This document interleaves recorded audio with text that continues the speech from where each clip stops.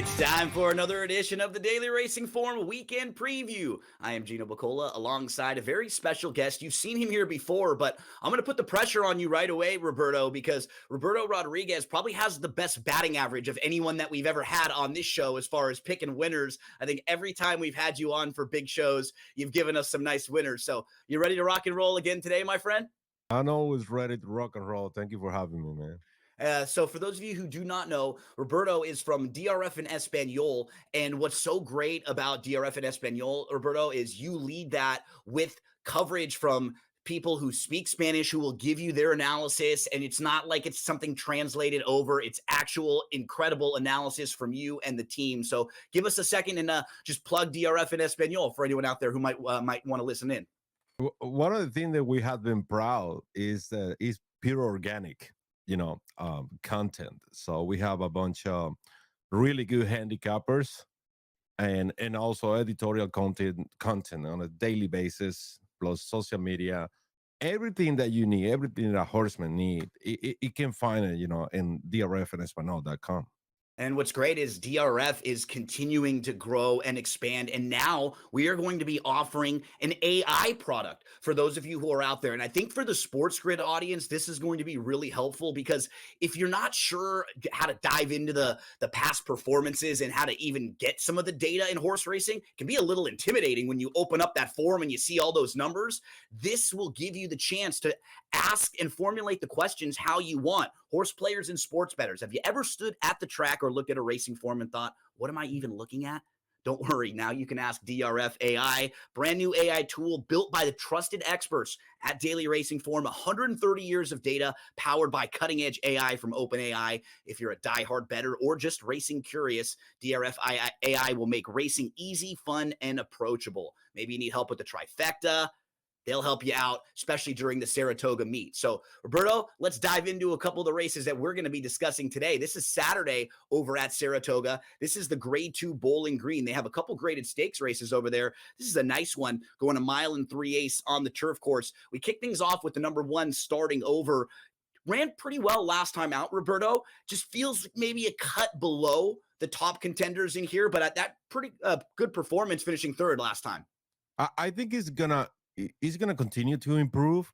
If you see the prior races to the last last race, I mean the Bayer increase, and it has the right jockey for this opportunity, Manny Franco. Number 2, El Razine, is a horse who I think the longer distances will help.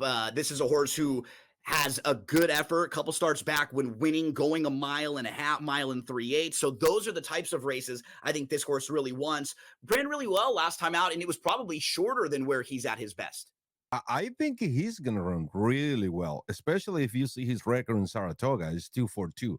And who better to top Fletcher to stretch horses?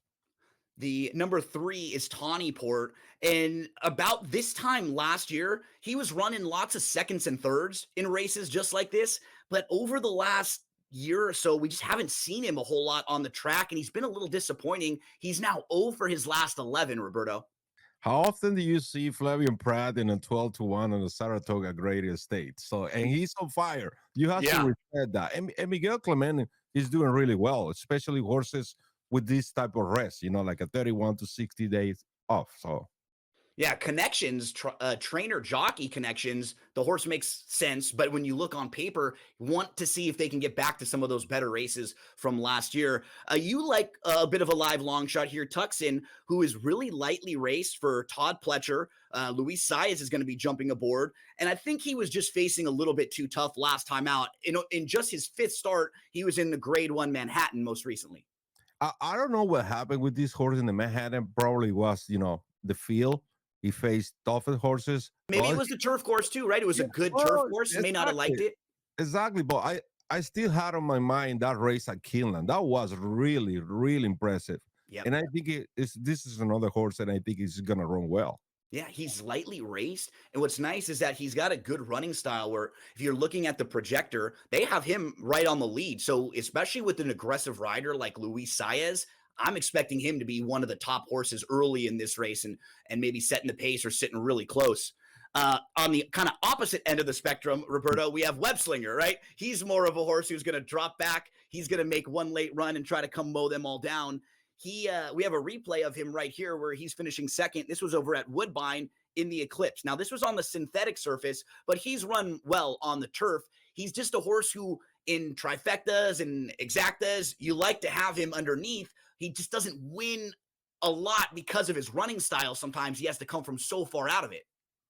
Especially when you see Marcassi. I don't know how good my horses are gonna run are going to run this weekend, but I can tell you, to me, Marcassi is gonna be in the 3 top finalists for the Eclipse Award. When we're talking Yeah, about really good horses.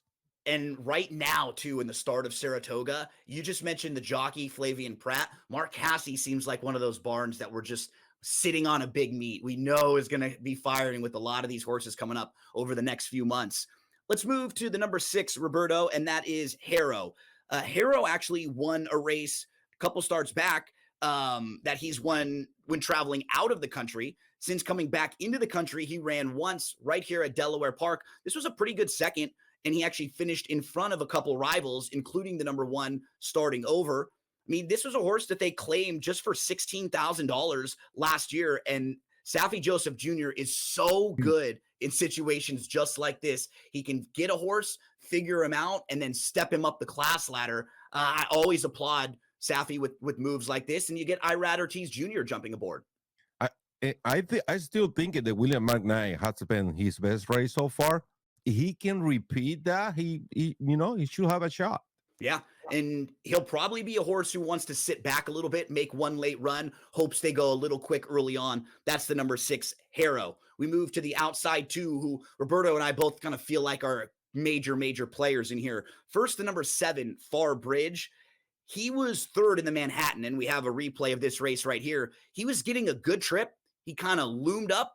No real excuses, Roberto. I just think he's better going longer. And you can see it in his form. This was a little short for him, so he maybe didn't have the punch needed to kind of go by. I think at the longer distances, he'll be able to kind of grind it out a little bit more like he has. Pretty good effort from Far Bridge to hold on for 3rd in that spot. And, I mean, last year, he was really good. We saw him win the Turf Classic, Grade 1, the Grade 1 Sword Dancer, the Man of War, and the Pan American earlier this year. The last year and a half, he's been one of the better turf routers.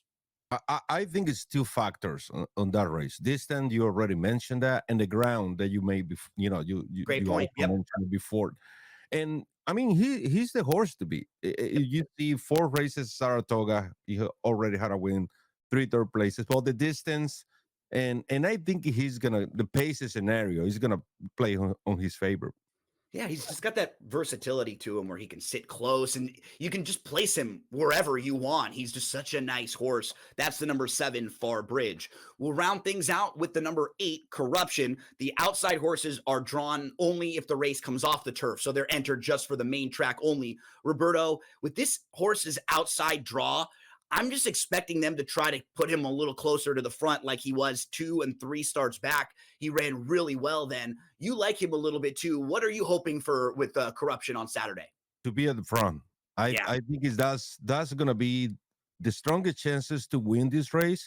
He has to be in the front. If you see the Manhattan, and also you see the comment on the DRFM later, he was slow at the start. Now I think he's going to get a better break. Castellano insists, and I think this horse is a better value than Far Bridge. Completely agree with you, and I'm hoping for the same exact thing, and we can pull up selections for this race as we get ready for our first commercial break, but we both have the same horse, Corruption, on top with the same hopes that he could get to the lead. I love when you have a jockey like Javier, who was aboard him last time. He knows now what he needs to do with this horse. He's going to get him to the front end from the outside. 8724 for Roberto, 8762 for me. We'll talk more about this race though in a bit. We're going to take a break, then we're going to preview race 11 on Saturday, but in our final segment we're going to give you the bets for the weekend for Saturday. Don't go anywhere.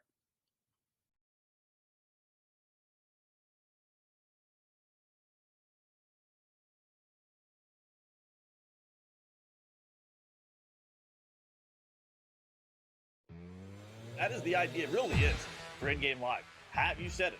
The home team, who's a double-digit or close to it anyway, favorite, and get off to a bad start and actually have them trailing by 5, 6, 7 to the point where you get it at pick'em. And I don't know how many times. I'd like to know a stat of how many times a team that's been favored by double digits, trailed by double digits, and actually won the game.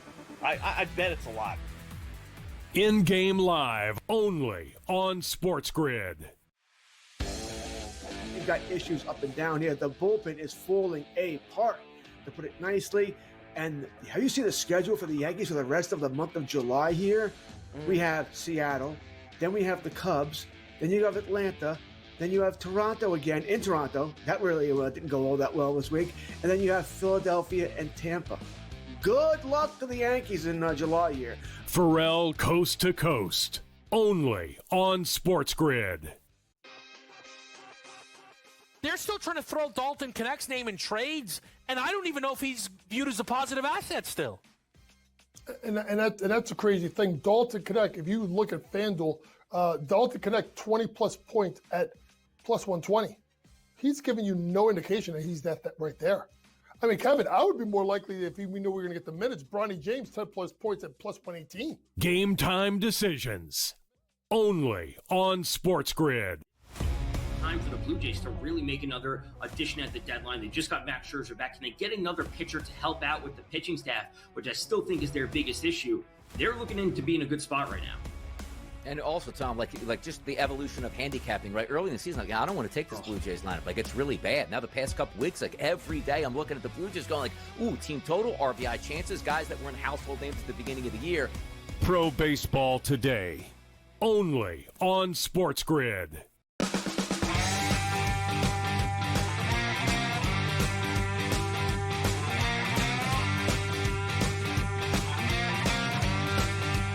Okay, on Saturday at Saratoga, we're going to skip a few races now. We're going to move from race 8 to race number 11. This is a good one, Roberto. It's not the biggest field in the world, but it's a really competitive group and some very, very talented fillies and mares in here. It's the Grade 1 Diana, $500,000 up for grabs, and it's one of those really prestigious races that they run every year at Saratoga. 1.125 on the turf course.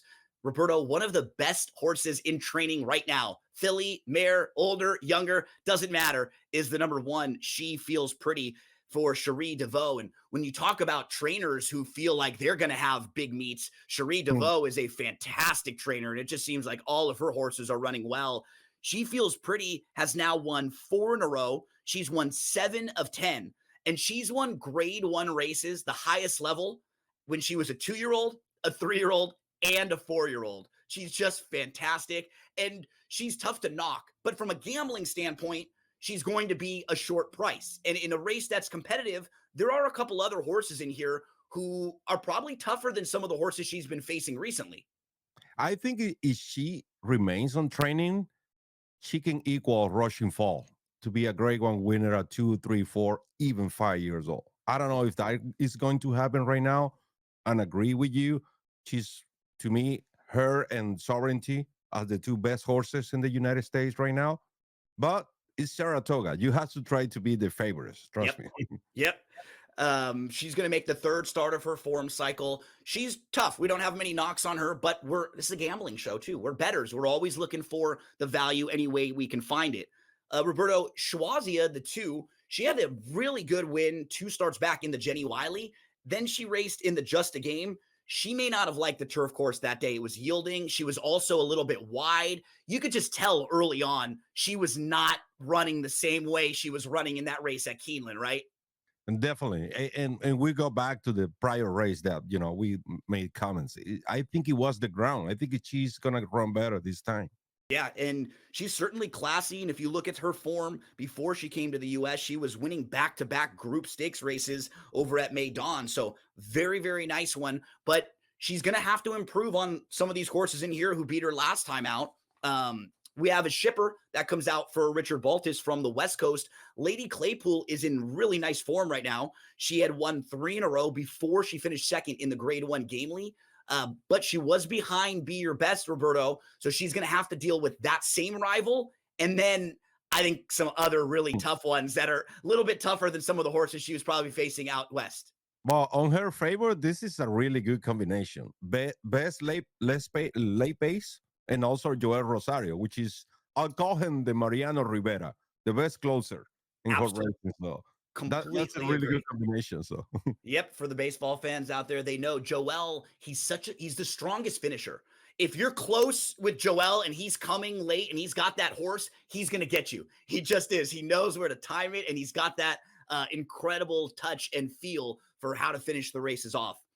The next few to talk about, I think, are major players. You like the 4, Excellent Truth.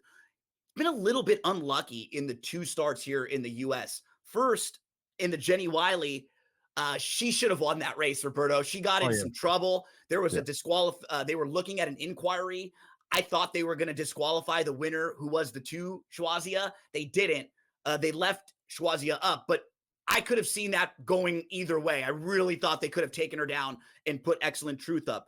And then in the Just a Game, she finished second, and she didn't have the best of trips either. She was kind of inside. She got shuffled. Then she had to go wide. And she didn't even really look like she was running all that great, and she still finished second. So I think that shows how much talent she has. And she was on the outside of the dynamic pricing. And I could bet you Flavian Prague wishes to be in the inside, to say ground, but it wasn't possible. And also, you see, you mentioned something. It's the terror of the cycle, which is one of my favorite angles. Yep. And also Flavian Pratt and Chad Brown. And the last 9 times they have, team up for this type of races, Great State races, Saratoga, 4, females on turf, they're 44%. I think this is a good number.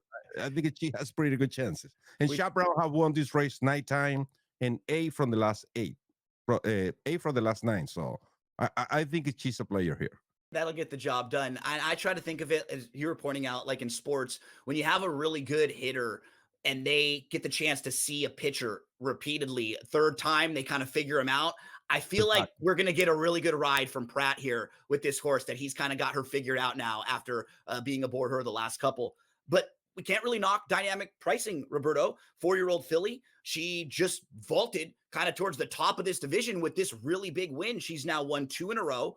And she wasn't really one of Chad Brown's top tier horses before this race. She was 10-1 going in, but she's looking like she really improved now as a 4-year-old. She stepped forward, and I mean, she seems like she's live right back.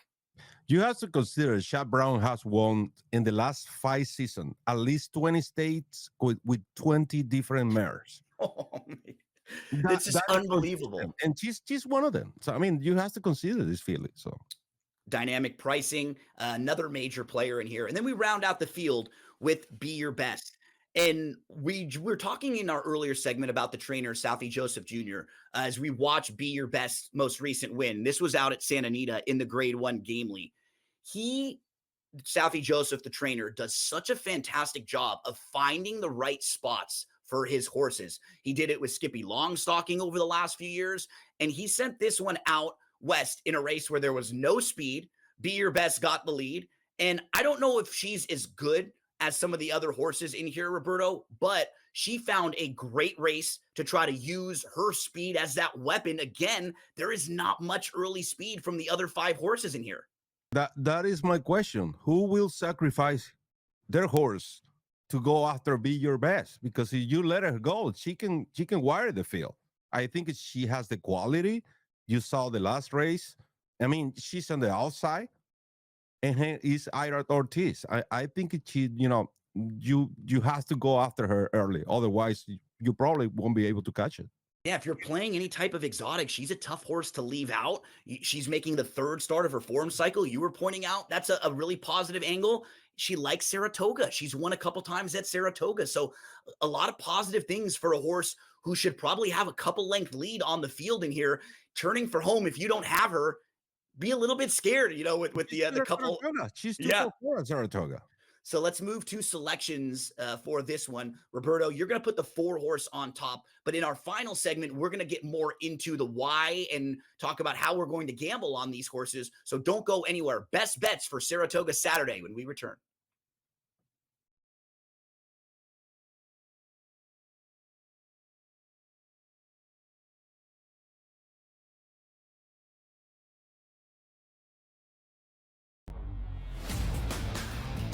I said, you crank that Soldier Boy, right? You Darvish back on the mound. Haven't seen this guy in a minute right now. Yeah, man, crank it, man. Get it going up. Get the high. Yeah, let's go. Crank that Soldier Boy up here. Yeah. I mean, come on, man. That was big back then. Where were you? Senior high school? Or maybe even in grade school? Dude. Bar mitzvah slate. In the bar mitzvah slate each and every weekend, the young Benny Steve was out there hitting it. The Early Line, only on SportsGrid. Tony Gwynn had 107 career at-bats against Greg Maddux. Never struck out once. Oh, that's nuts. In 107 times. 107. Cam, if you took the modern player and said, are you going to face Maddux 107 times in a row? Like Vlad Guerrero Jr. and these guys, they'd strike out like 62 times type thing. Exactly. It'd be like 80 times. It'd be like whiffing. Sports Rage tonight, only on SportsGrid. Scrounge out a couple of quarters from under the couch to go trade for somebody who actually makes some money. I don't think that he would actually do that. That's not in Hal's style the last couple of years, especially in season. I saw they signed that Heimer Candelario, who the Reds released. That's more their style, going the discount aisle as opposed to trading for someone who's actually having a huge year like Suarez. Pharrell Coast to Coast, only on SportsGrid. I would be looking to get him in dynasty or keeper leagues. If I'm out of a league and I'm looking to rebuild for the next years ahead, that's where I'm looking. Yuri Perez is a special young pitcher that we're going to be talking about in that Paul Skeens, in that Tariq Skubal, in that grouping of guys. I think he can be that good. He's only 22 years old. He's the boy. So you're getting a situation here where Yuri Perez eventually is going to grow into that man of a pitcher. Fantasy Sports Today, only on SportsGrid.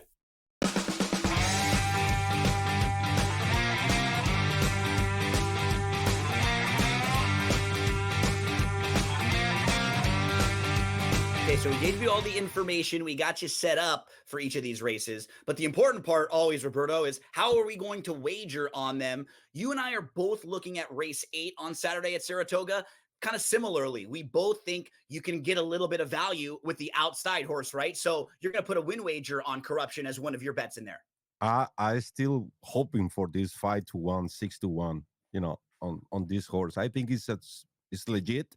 I think you can play the horse to win and maybe use some exactas with the numbers 2, 4, 7. There is value. You see that number 2 is 8-1. Number 4 is 15-1. And obviously you have to include Farbridge. I still think if the 8 win and Farbridge finish second, you still make money. Absolutely. So Roberto and I look at this race really similarly. We both are going to have win bets on Corruption. And we're both going to play wagers with Corruption on top. I'm just going to use Farbridge as well in the trifecta on the top spot. That's kind of like my saver for my win wager. So if Farbridge wins and it were to come like Farbridge with the 8, who we both like, Corruption, and then with maybe the 2, El Razim, who Roberto mentions, or the horse like the 6, who is also a fair price. That's Hero. Either one of them wouldn't shock. I even threw the big price of starting over in, because if it does come 7-8 or 8-7, I want to have some of those bigger prices and a chance for value in the 3rd spot. So a win wager for both me and Roberto. Roberto's going to play an exacta. I'll try a trifecta there. So just different wagers and different ways we're going to try to take advantage of the horses we like in race number 8. Let's move to the 11th race, Roberto. This one's the Diana. Smaller fields sometimes be a little trickier with how you want to wager on them. But when we were talking the race out, just feels like it's going to be a good opportunity for Excellent Truth to get a better, smoother trip under Pratt. And because she didn't win her last few races, she's probably going to give you more value than the horses who did win most recently. A statistic, support this filly. History, you go Shep Brown, support this filly. And I think she has the class to upset Chief Fields Pretty. She's going to be my bet to win. Obviously, I'm going to try to make some money on the exactas, maybe 4 on top. And also you can reverse that 156 with the 4 for the second place in case she decides to finish second again on this opportunity. And why Roberto's doing that is because he wants to make sure to capitalize on the strong opinion. So if the 4 is running first or second, and any of the other horses that he likes wins, he's at least going to get something out of it with that exacta there, with a She Feels Pretty dynamic pricing and be your best on the win end there. So if any one of those wins and Excellent Truth ran second, Roberto would also hit that exacta. So he has a win wager, a couple different exactas for you there with Roberto's bets on race number 11. How am I going to play race number 11? I wanted to make sure that if for some reason She Feels Pretty gets beat, I have at least a horse there. And you did the same thing, Roberto. While we both respect She Feels Pretty quite a bit, we just want to make sure that, you know what, if Excellent Truth fires a really good shot, Roberto will have a chance for a nice score. If Be Your Best gets loose out front, and if nobody's able to push that lone speed horse out front, I'm going to have an opportunity there if Be Your Best wins, because I'll use She Feels Pretty underneath. I'll use the horse that Roberto likes as well, Excellent Truth, in the second spot. Then in the third spot, we use the 5 dynamic pricing. So pretty logical in that small field. But the key for me is, can we get the 6 in there somewhere in the mix? Can we get that speed horse to hold on somewhere and provide us with a little bit of value? So there's a look at the grade 1 Diana. That's one of the 2 graded stakes races on Saturday at Saratoga. Roberto, before we finish up here, what's going on with DRF and Espanol? You guys will be covering Saratoga. I know when Kentucky Downs comes up in a few months, you always love heading over there. But just give us a few seconds about what we want to look for over at DRF and Espanol. We're going to be this Saturday at Meadowlands, broadcasting harness. We also broadcast harness races, which is, I love it, And then next week, we're going to be at Monmouth Park for the Haskell and also Woodbine. So it's going to be double broadcast. That they looking forward, obviously, for Kentucky Downs.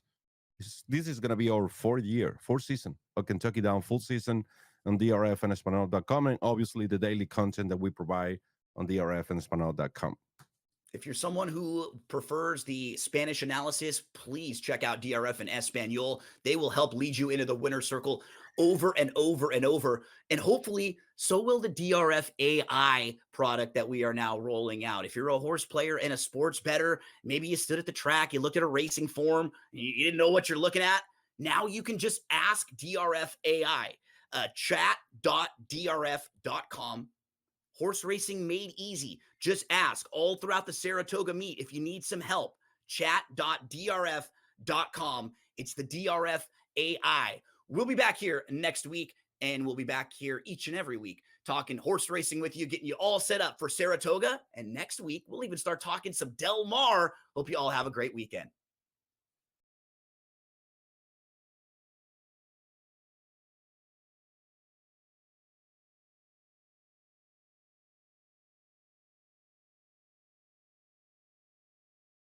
It just seemed like a salary dump, and that's what the shocking part of it is. But also, let's take a look at this. From a Giants perspective, they have money to spend.